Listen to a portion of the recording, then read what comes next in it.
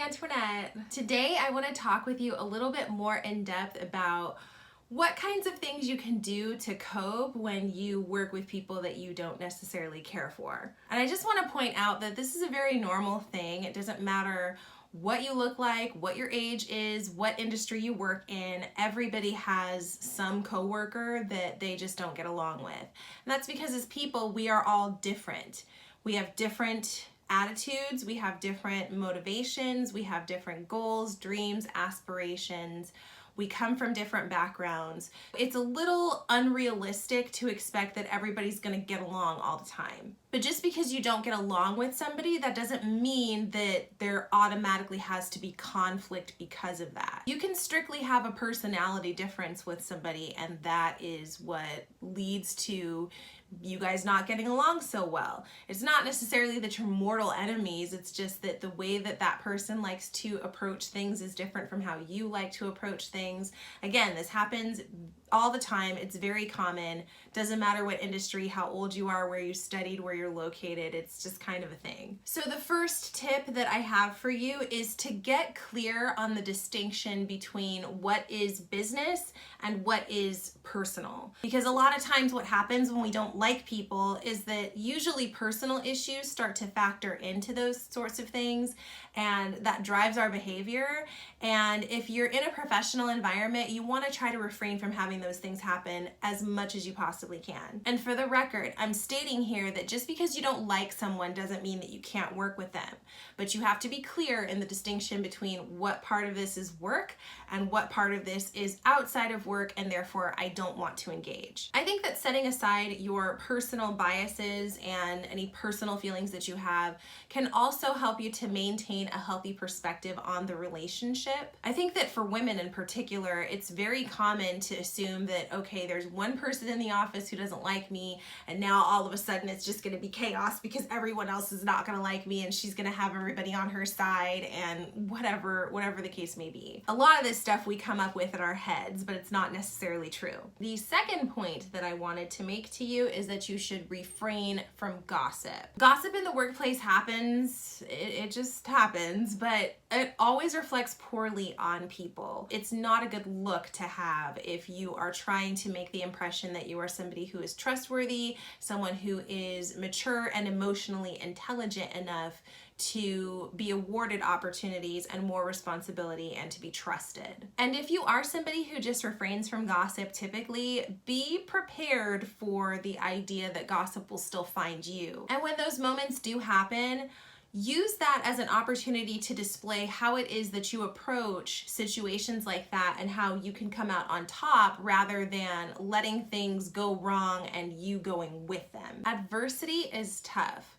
I don't think anybody really loves dealing with adversity, or that it's anybody's favorite aspect of going to work or of living life in general, because adversity can hit us in any context. But the way that you respond to such adversity reflects on who you are as a person and what your character is like. How you respond to adversity is your opportunity to signal to others what it is that you're really all about. So if you're someone who can rise above circumstances and still keep things above board and positive and professional the way that you need to, then that sends a strong message, especially to leadership and management, that you are somebody who can handle pressure well. Also, gossip just tends to be pretty immature. I mean, I know it happens everywhere and everyone does it, people of all ages, but it's a very low vibrational activity to engage in. There's a quote, and I can't remember who said it originally at this point, but if you know, then please leave it in the comments below because it's escaping me right now.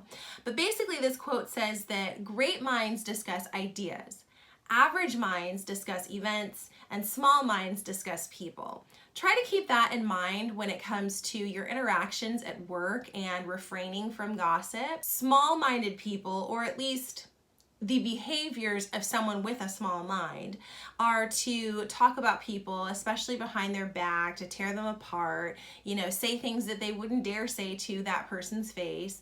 And truthfully, that doesn't help anybody in the workplace, because a workplace functions best when people are trusting of each other, when people get along, at least to the point that they can say hello and discuss project details with each other and have each other's backs as employees. And if that's not happening in your workplace, then by engaging in gossip, you are only contributing to bringing the workplace down collectively.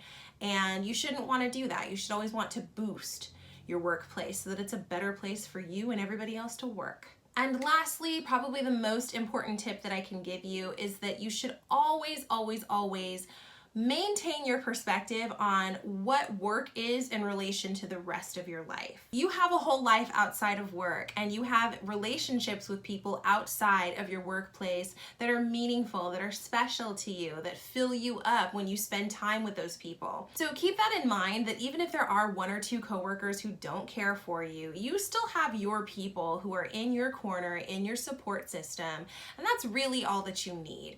As long as you are able to accomplish the tasks that you're supposed to at work, and you're not slipping on any of your responsibilities, and you're carrying your weight the best way that you possibly can at work, then who cares about what other people want to think or say or do if they don't like you? And I want to reiterate a point that Don Miguel Ruiz has in his book, The Four Agreements, which is one of my favorite books ever. If you haven't read it yet, please make sure you pick that up. It's a really quick read, but it's so insightful.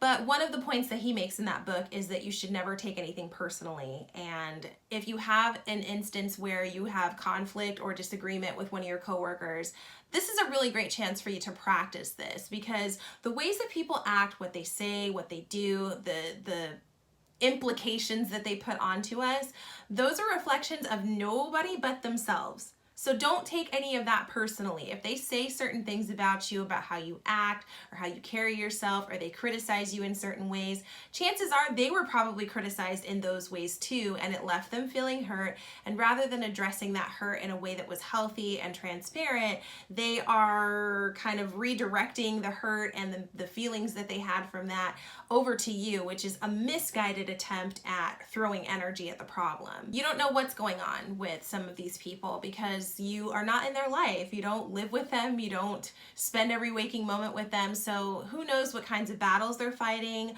what kind of news they might have gotten that day. Who knows what's really happening with them. But just choose not to take things personal. And if there is something inappropriate that happens, then say something to the necessary parties, whether this is a human resources professional or a supervisor, some sort of a leader or manager, but making sure that those problems do get documented when they happen. There's nothing wrong with doing that. So hopefully these tips were helpful. Let me know in the comment section of any ideas that you have for things that help you to deal with coworkers that you don't get along with, or ways that you've been able to turn bad situations into good situations. Or you know what, maybe you're like, I just cussed that fool out and then I walked away. I don't know.